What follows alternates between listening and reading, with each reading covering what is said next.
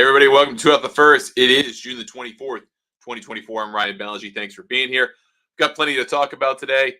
Feel like I've named the show Two Off the First after the idea of having, two main topics today, but we have so many little things to talk about, from the Travelers Championship, from a little bit about Live Golf Nashville, a little bit of statistical analysis. We got a little bit of everything here for you on the show today.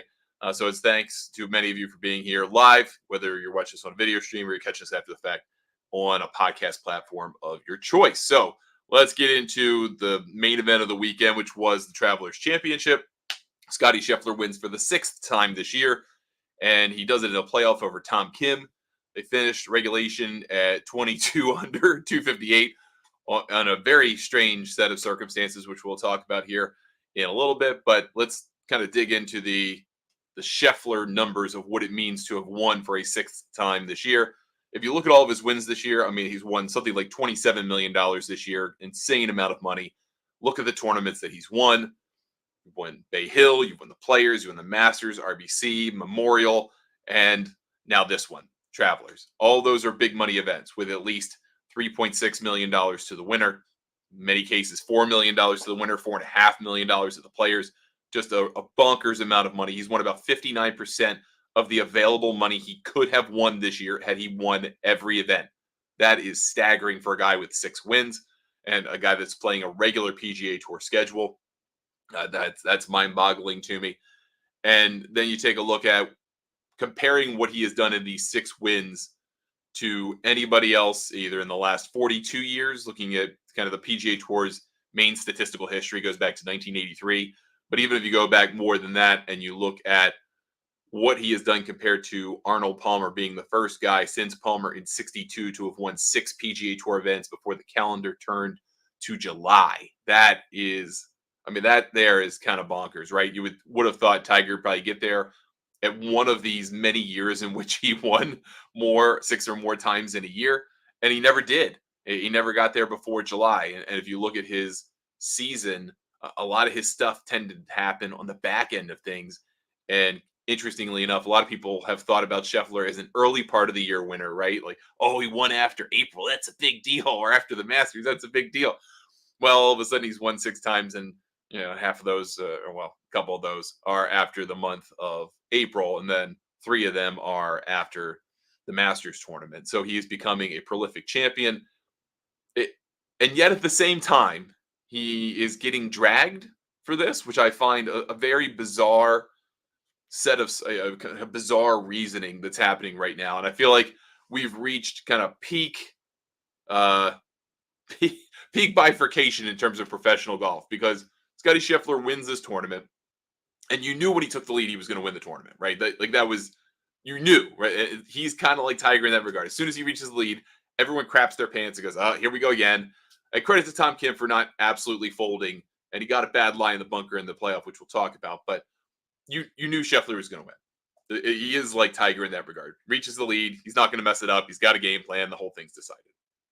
But I saw an interesting tweet from a guy named Matt Vicenzi, who writes about golf for Golf WRX, and he tried to make a kind of interesting ipso facto of saying, Scottie won this tournament by being 9th, is what he said. He was actually 6th in strokes gained approach for the week, and kind of treated that as though he stunk, by finishing 6th in approach instead of being 1st in approach, which that's not how statistics work. That's not how tournaments work. That's not how it's ever worked. But then going to say, okay, well, because Scottie finished 9th, but really 6th in strokes gained approach, I'm going to talk about Live Golf, because Scottie Scheffler is not playing guys like Jon Rahm and Bryson DeChambeau and Brooks Koepka and Cam Smith and Tyrrell Hatton, who won by a half dozen. He's not playing those guys. And there are, he said, 2 of the four most talented players in the world are on Live, and there are 15 very good players on Live. And if you know my view about Live, I feel it's like a 10-person tour. It's not a 20-person tour. I'm not saying those guys aren't good or they aren't capable professional golfers. They're just not quite up to the same level of maybe the top 25 in the world. And that's a difference on the margins. But this idea that Scottie Scheffler's wins mean less because he's not beating Rahm and DeChambeau primarily, I can understand what you're saying. I can understand that you're saying there's a diminished meaning to them ever so slightly. But this is also precisely what happened in the Tiger era. And again, I'm not telling you Scottie Scheffler is Tiger Woods, but in the Tiger era, there was always this discussion after a while of like, all right, Tiger's the best. Where is it? Who was going to challenge this guy? And then every single year it was a new made up guy, and some were recycled, and sometimes there were like 3 or 4 of them. We're like, who's going to track down Tiger this year? There used to be like a big 5. It was like Retief Goosen, Ernie Els, Phil Mickelson, David Duval, and then Tiger. It was like none of those guys combined are even close to Tiger. And they kept searching for him. They kept trying to find this narrative of like, who's the guy that's going to track down Tiger? There never was one. There never was one. And if you talk to like Ernie Els or Phil Mickelson or to a lesser extent Duval, I mean VJ for sure, guys that had incredible careers even in the shadow of Tiger Woods' brilliance, they would all tell you they would have won a million more times if Tiger didn't play. And they're probably right because they had 82 wins to disseminate equally right among them, and not just those guys, but in the current generation. And yet you're trying to look for like who's the guy to challenge Scottie Scheffler. And unfortunately, right now that best available guy is either Rory McIlroy or Bryson DeChambeau. And Rory's the only guy to have won a signature event other than Scheffler after the first 3. And that's the one Scottie didn't play so he could go be a father. We talk about what Bryson has accomplished this year. Winning the U.S. Open was a tremendous achievement, and he's had an incredible year. I'm not going to take away anything for what he has accomplished on the golf course. But then you're trying to make a comparison between the years those two guys had so far. Scheffler's won 6 times. Bryson has played 12 total. And that's because he's got 9 live events that are in the books. Didn't have any of them. And he's got 3 major championships that he's played. He won 1 of them. So if you're looking for kind of a direct comparison, okay, Bryson may be the best available foil, but Rory has put up good numbers. Colin Morikawa's put up good numbers. You've had Xander win a major championship, be a top 10 machine. I understand the PGA Tour is missing live guys. But then to all of a sudden say, okay, but diminish Scottie's wins by as much as I feel like diminishing them because Bryson and Rahm weren't there. And then those are really the only guys that I think particularly mattered to this discussion. Then I guess.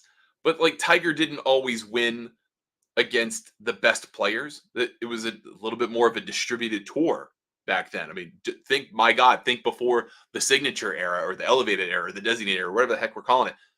Think before that, and you would have looked at a schedule and go, all right, well, this is the Tiger Tour. These are the Tiger events that Tiger plays. These are the ones he kicks ass in. He destroyed Firestone. I mean, just absolutely owned it. Bay Hill owned the place. Torrey owned the place. If you look at a lot of Tiger Woods' wins, and again, not diminishing anything Tiger accomplished, a lot of them happened in the same places. About a third of them happened in, 4 or 5 places? That's not, I mean, maybe even more than a third of them. That's not a knock on Tiger Woods. He just loved those golf courses and kicked ass on them, made sure to play them every year, won, and it didn't matter whether he was playing against an A-plus field, A-minus field, B-plus field. He was the attraction. You had to beat him. That's where we are now with Scheffler, who's at a dozen PGA Tour wins, dozen, 14, whatever the number is he's at this point. But that number of wins is going to start to develop people who push back on your accomplishment, where they go, all right, well, if you win so much, how hard is it? I mean, he can't be that hard if he's beating everybody all the time. And I don't think that's it. I mean, just winning in golf is extremely difficult. And I think if one day this all happens to work out and we get something that looks like the way golf was competitively before LIV back together, I still think Scottie Scheffler's going to kick everyone's ass. It's just you're going to have extra guys' asses to kick, or different guys' asses to kick, I suppose. But that doesn't change what Scheffler has accomplished, especially if you're trying to look at it from a strokes gain perspective. Strokes gain has nothing to do in terms of the statistical breakdown with your opponent. You're not playing an opponent. You're playing the golf course. So if you gain on the golf course, you're going to gain on your opponent, most likely. Those two things are incompatible. They are not an argument. They do not make sense. So if you're going to try to make that argument, Come at it with a better way. Just say simply, look, Live Golf has some very good players on it. Has some compelling players. They're not playing on the PGA Tour right now. But of the ones that are playing on Live, the single one so far in the 3 events we've had them all together that has really meant a darn thing is Bryson DeChambeau. Now, Brooks has been very good in 2 of them, but not great in 3 of them. And that you can make the argument about him. Rahm didn't play the U.S. Open, but otherwise has had a pretty forgettable year in the major championships. You can go with that. That's fine too. But I don't see the point of dragging down Scheffler's accomplishments just because a couple of those guys aren't around. There's no guarantee that they would be better, win more often, or anything like that. Because if you're going to try to then make the corollary argument that you're playing a 54-hole event on Live, whatever, but you're playing against a generally weaker field, right? I mean, Live's a 10 to 15 person tour. I'm still saying 10, but I'll give you 15. Even then, 40 players are just there to be there. They're playing for second place or worse. They're not playing to win, or they're playing for the team component. All right, well, why are you not dragging Gooch or Brooks or Dustin Johnson, the guys who have been the most prolific winners on Live? They didn't. If you're saying they didn't beat anybody, okay, then say that. I don't get that, but we have reached peak backlash on Scottie, I think, to the point where like, well, maybe he's not that good. Maybe he's just beat nobody. Maybe he actually stinks. Maybe Scottie Scheffler actually stinks. Like that. It's almost like there's an old not New Kids on the Block. There's an old sketch comedy group out in Canada. There's old sketch about like never put salt in your eye, never put salt in your eye, always put salt in your eye. Like talk yourself into doing something stupid, saying something stupid. That's kind of where this is at. That's what I think about. So congrats to Scottie for winning. Let's talk about the protesters real quick. So protesters from a group called Extinction Rebellion. It's apparently some kind of worldwide group, but this is the New York chapter. That's a weird way of saying that, but a New York chapter of this group. That 6 of them kind of walk out onto the putting surface on the 72nd hole as Scheffler and Tom Kim and Akshay Bhatia are getting ready to hit their putts and try to close out this golf tournament. And they've got like what looks to be like dry paint that they've got in bags, and they're just throwing out like different colors and red and white, and I think there was like a gold. And all these people get apprehended immediately. Kudos to the law enforcement folks and the security staff at the Travelers Championship for being like, not today. And all of a sudden apprehending these folks. One definitely got absolutely leveled and probably made a body dent on the green. Good form tackle there. And then they're hauled off. And I think this was footage David Dusek from Golf Week shot, but I've seen it distributed out to this point. I'm not exactly sure anymore. But if you get a chance to watch it, please do. There's this notion of or this video of one of the guys getting called off by the police, like, you know, he's already arrested, hands behind his back, and he like there's like a random like rose planter, and the guy just like kicks in and like smiling on his way, almost like it was like Stone Cold Steve Austin getting arrested. Sorry for the wrestling comp, but it was pretty funny. And you know, there are people booing him and cussing at him, and so you're like, okay, now what? It's almost like the Volkswagen scene from Happy Gilmore. Like, do we finish this? Do we play again tomorrow? Because they have to play to the whole location that they originally played. So Batia gets to move his line because it would have gone through the I assume dry paint, whatever the heck it was. So he putts. He's not really a factor. He gets out of the way. Scheffler winds up putting. He misses by 5-6 inches, if that, for a birdie that would have won it. And then you have Tom Kim, who nearly jars his second shot. It spins back to 9-10 feet, winds up making that putt, and he forces the playoff, which was awesome. That was exactly what you would have hoped for Tom Kim and Scottie Scheffler are great buddies. Have that extra hole. Then they move the hole 8 paces so that it's not in the way, presumably not in the way of the dent and the paint, the body dent and all that paint stuff. And then Tom Kim puts it in the front bunker. It plugs. He just didn't have enough club. He needed to step on it. And Paul Tesori basically told him step on it. He just didn't step on it enough. Scottie hits the green, 12 feet, 2 putts. This thing's over. And Scottie Scheffler's a 6-time winner. The climate protesters thing, I mean, I think most of you know if you watch this, I am I'm a Democrat, kind of more middle of the road on a lot of things, but I am a social issues guy. And yet at the same time, I kept thinking, this is not how this happened. This is not what you do. Like similar, like the Just Stop Oil group, they're like similar tactics, like defacing like Stonehenge and trying to kill like a species that lives on the rocks that's like protected environmentally and endangered, and like trying to besmirch like putting or paintings in the Louvre and stuff. I don't understand that. And I'll leave that social commentary to someone else because this is a golf show. But it felt like you weren't winning the argument here if everyone in the arena is booing you as you're doing it. And I understand you want to call attention to these issues, and that's totally reasonable to do. But then to send out a press release like 10 minutes later, like, hey, it was us. We did it. Look at us. And you're like, oh, come on, man. Like, there, last thing I'll say about politics, I don't care what your politics are, whether you're left, right, center. No matter what team you're on, politically speaking, there are people on your team that are incredibly embarrassing. And unfortunately, they're on your team, whether you like it or not. And reckoning with that is really not fun for anybody. So if we can just kind of get all those people off the teams and put them on their own crappy team, we'd be a lot better off as a society. All right, second topic. Let's talk about Amy Yang briefly. So she is the winner of the Women's PGA Championship. She won at Zahali. She's been on the LPGA Tour more than half of her life, well, about half her life, 17 years. This is her 75th major championship start, and she finally gets her major.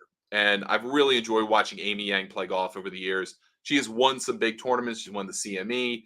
She's won and contended in lots of majors, won on the LPGA a bunch of different times, but never gotten through in that major. And she's been close recently. I mean, even the last couple of years, giving herself a good shot to win and just not sealed the deal. To get it done was really, really cool to watch. I know it's not going to be like a ratings draw or a big money thing, and that's okay. And this is kind of one of the, like when Angela Stanford won her major, which I loved seeing her win that major. Having those opportunities for players who have been so great for so long and just maybe just not gotten over that threshold to be a major winner is really exciting, especially for someone like I kind of view the world like my life has been a long grind. You're trying to just build up slowly and slowly, and one day you're going to get over that threshold, and then everything, it was all worth it. And I saw that kind of wave come over Amy Yang as her friends and so many of her colleagues were out there, opening bottles of champagne, pouring it on her head, pouring it down her shirt, just making sure that they know that she knows how much she's loved and respected and appreciated. Those are cool moments, man. I love those in golf. I love when those kinds of things happen. So congrats to Amy Yang on winning. Lily Avu had a good week. I feel very bad for Allie Ewing. She wound up coming like 0.12 average points shy in the Olympic world ranking of making Team USA. I think she finished in the top 5 for the week. It was a great week for her. She's a really good player. That's got to be a heartbreaker to miss out representing the United States, especially one of the countries where you can get the maximum allotment of players into the 60-player women's Olympic field to come up just short. That's a heartbreaker, but a great week for her as well. I love Zahali. It is such a cool change up. I wish the Pacific Northwest got more opportunities to host major championships. Zahali is like the total opposite of Chambers Bay. Big trees, very claustrophobic looking, at least off the tees, but a lot more open than it seems once you get out into the fairways and greens. That's still not very wide open, but more open. And then you have, Chambers out there, and I wish they could find a venue that could have the course architecture to be interesting to kind of get the attention in the first place, and then the infrastructure and the land to be able to make it possible. Pacific Northwest is great for golf, and I would love to see more places like that Zahali get a major championship. So hopefully that's into the future, but also at the same time, we're at the point where we've got majors decided, like US Open's decided until like 2051 at this point, except for like 3 of them. Not so much true on the women's major side. It's more into like some of the 2030s, some of the 2040s in some cases. I just wish that there were more places that could have a major championship. And to that end, I do want to talk about something here before we talk about Jon Rahm complaining about drones. And that is, I think we are now enough into this process of having signature events or elevated events, designated events, that going into next year or going into future years, because they've probably pretty much made up their mind for next year, I would love to see the signature events, at least half of them, move around. And I don't necessarily mean move around from like permanent event on the PGA Tour to permanent event. Like Travelers, Heritage, which I mean, they don't know if they're signature events next year. But Travelers, Heritage, Wells Fargo is about to undergo some changes. You've got those tournaments, and you're going to keep Century, you're going to keep Genesis and Bay Hill Memorial. Those are sticking around. They're not going anywhere as signature events. So you've got maybe 3, maybe 4 that you can consider moving around. What I would like to see the PGA Tour do is turn those events into ones that move around like majors. Go every year to 3 different cities, find a cool course for a 1-week event, $20 million tournament, have a series sponsor or whatever. They've got a great sales team. They can do this. They're capable people. And go to markets where the PGA Tour just isn't there permanently. I'm saying this partially selfishly because I'd love to see the Baltimore, DC area get one. There is no permanent event in New York or Boston or Chicago, or think about parts of, there's probably parts of Texas. There are different markets where go up Pacific Northwest. There are different parts of the country where there's simply not PGA Tour representation for whatever reason. And if you could bring and shop that around every couple, first of all, you could bid it out, probably make a boatload of money on PGA Tour Enterprises. But 2, you could go and say, hey, we're going to come to Baltimore, DC in 2027 for the whatever championship. What we rename it, I don't care. But fans would show up like crazy for that stuff. Golf fans would. And I think it would be a great opportunity to create the kind of atmosphere that Travelers has and will always have, because it is an institution, and that tournament has worked so hard to build that atmosphere, and they've done a great job in doing it. They don't need to be a signature event. They want to be fine, but they don't need to be. Players like the event because the tournament takes care of the players. Fans love it. And I know people are dragging the golf course because it's too easy, and that's fine. You can have an easy golf course on the schedule, but that event's going to be great on its own. Phoenix is great on its own. Create signature events, shop them around, bring golf to the masses where you don't already have it. Think it would be a huge winner. All right, let's wrap everything up today on the show. Thank you for watching or listening. Well, I'm not going to show you the video, but Jon Rahm is playing on Live. I think this is the final round in Nashville. Did not catch this moment live. I've only seen it on X after the fact. But Rahm's getting ready to hit tee shot at the Grove, which seemed to have a great crowd. It was a good host, I think. Again, Nashville's another one of those markets where people are golf crazy, man. Like, get in there and bring people to come watch the best players in the world. Live did it. PGA Tour can do it. Shop it around. But Rahm's getting ready to hit a tee shot. There's water all up the left. Duck hooks the tee shot, goes straight in the water, and he immediately turns and looks up. And he turns and looks up at the drone that's flying, I don't know, whatever number of yards above and behind him, and just goes off on a rant. Like, every effing week with these effing drones, always effing moving when I'm in my backswing, just complaining about the drones. And Robert McIntyre complained about it at the Canadian Open. I'm not saying this is a unique phenomenon to Live, but just kind of the way he went off about it. And then the natural reaction is, oh, well, this is another indication that Rahm hates being on Live. It's terrible. He hates it all. I don't think that's true. He's just really frustrated. But there's this kind of push and pull right now happening in golf coverage of, we want to make golf on TV a cooler experience if more people watch it, especially younger people. And executives have come up with this idea of drones, which, I mean, we've thrown out there for years. They took us up on it. Like, hey, these are great. But now you've got people flying drones so close to players that they can hear them, which, I mean, if you go to any golf tournament in person now, you will hear a drone humming, I guarantee you, at least twice while you're there that day. And you'll hear it like you feel like it's next to your head. They're just loud. They're loud commercial drones. They're not quiet.